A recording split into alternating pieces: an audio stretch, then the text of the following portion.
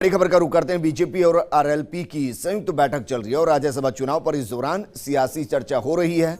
बैठक में बी सतीश मौजूद हैं, सतीश पूनिया मौजूद हैं, हनुमान बेनीवाल मौजूद हैं, नेता प्रतिपक्ष गुलाबचंद कटारिया मौजूद हैं, चंद्रशेखर मौजूद हैं, राजेंद्र राठौड़ और पुखराज भी बैठक के अंदर मौजूद हैं। मेरे सहयोगी ऐश्वर्या प्रधान मेरे साथ जुड़ चुके हैं। ऐश्वर्या, जिसका जिक्र हम 2 दिन पहले कर रहे थे कि कांग्रेस फ्रंट फुट पर खेल रही है, तो उसी हिसाब से अब बीजेपी भी अपने जो विधायक है उनको कंट्रोल कर रही है, उन पर एक तरीके से नियंत्रण की बात कर रही है, ताकि ऐसा ना हो कि भीतरघात इधर से हो जाए।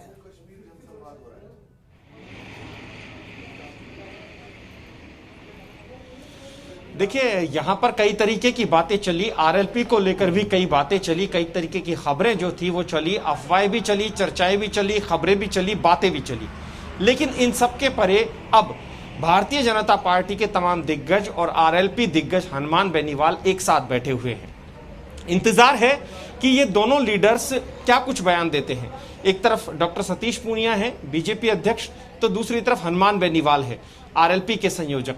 उन दोनों में से किसके क्या बयान आते हैं और क्या वो कहते हैं, क्योंकि अभी तक कांग्रेस से लगातार ये कहते आ रही है भारतीय जनता पार्टी कि यदि कोई भी आरोप लगाए तो उसके साक्ष्य पेश करे, उसके सबूत बताए, वरना कानून के रास्ते भारतीय जनता पार्टी के पास भी खुले हुए हैं, ऐसा भारतीय जनता पार्टी कहती है। लेकिन अब आरएलपी आई है तो आरएलपी के विधायक स्वाभाविक तौर पर शिविर में साथ होंगे। जो वर्तमान चर्चा है उससे साफ तौर पर लग रहा है जो भारतीय जनता पार्टी का कल से कैंप होने वाला है, ट्रेनिंग कैंप जो होने वाला है, उसमें आरएलपी के विधायकों की भी साथ में मौजूदगी रहेगी जब दोनों का गठबंधन है तो। लेकिन हनुमान बेनीवाल जो हैं वो क्या बयान देते हैं वो बड़ा इंपॉर्टेंट रहेगा, और सतीश पूनिया क्या कहते हैं। लेकिन लगातार भारतीय जनता पार्टी के ये तमाम दिग्गज एक साथ मौजूद हैं, जिनमें कि सतीश पूनिया है, राजेंद्र राठौड़ है, गुलाबचंद कटारिया है, वी सतीश है, चंद्रशेखर है, हनुमान बेनीवाल है और पुखराज है। वो ये पुखराज और हनुमान बेनीवाल आरएलपी के हो गए, भारतीय जनता पार्टी के दिग्गज हो गए। 4 बजे एक वर्चुअल रैली भी होनी है, भारतीय जनता पार्टी की दिग्गज नेता है स्मृति ईरानी, उनकी, उसको लेकर तैयारियों को लेकर तमाम बैठकें पहले हो चुकी है, उसकी तैयारियां पूरी कर ली गई है, उसकी वो बैठक भी सुनी जाएगी। लेकिन यहां पर तय मान कर चलिए कि चर्चा सियासी है। चर्चा कांग्रेस खेमे में क्या है, कांग्रेस की तरफ से क्या आरोप लगाए जा रहे हैं और भारतीय जनता पार्टी की क्या रणनीति होगी, उस पर फोकस है।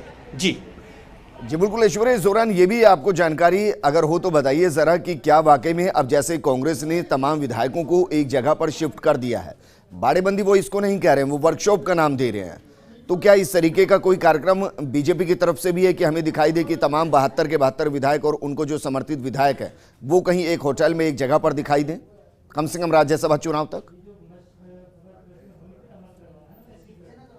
देखिए आज भारतीय जनता पार्टी खेमे के तमाम विधायक आ जाएंगे, भारतीय जनता पार्टी के विधायक आ जाएंगे, आकर रात्रि विश्राम जयपुर में ही करेंगे और कल 11 बजे बैठक होनी है। बताया जा रहा है कि बैठक के तुरंत बाद से ही उन्हें विश्राम करना है, क्योंकि नेता प्रतिपक्ष गुलाबचंद कटारिया का सभी के पास फोन चला गया था, सभी को रेडी रहने के लिए कहा था और सभी अपने कपड़े हैं वो साथ लेकर आएंगे। वो जानते हैं कि 19 तारीख तक उन्हें शिविर में रहना है। स्वाभाविक तौर पर नए विधायक हैं, वो प्रशिक्षण भी लेंगे। उसी के मद्देनजर भारतीय जनता पार्टी में रणनीति पर काम किया जा रहा है और सीधे तौर पर ऐसे मौके पर दोनों पार्टियां ये चीज तलाशती है कि किस खेमे में कितनी फूट है, किस खेमे में क्या गड़बड़ हो सकती है, और सेंधमारी की कोशिश होती है, इस बात से इनकार नहीं किया जा सकता। और वही सेंधमारी है जिसकी वजह से यहां पर लगातार होटल मैरियट में की बात हो, जेडब्ल्यू मैरियट की या शिव विलास की हो, उसमें चर्चा चल रही है। यही सेंधमारी की खबरें हैं जिनकी वजह से एसओजी तक जांच गई है। यही सेंधमारी की खबरें हैं जिनकी वजह से दोनों पक्ष बड़े सचेत हो रखे हैं, क्योंकि कांग्रेस खेमे ने कह दिया है कि ऐसा ना हो कि भारतीय जनता पार्टी के लोग जो हैं वो भी साथ आ जाएं। जी बिल्कुल ऐश्वर्या, शुक्रिया तमाम जानकारी हमारे साथ साझा करने के लिए।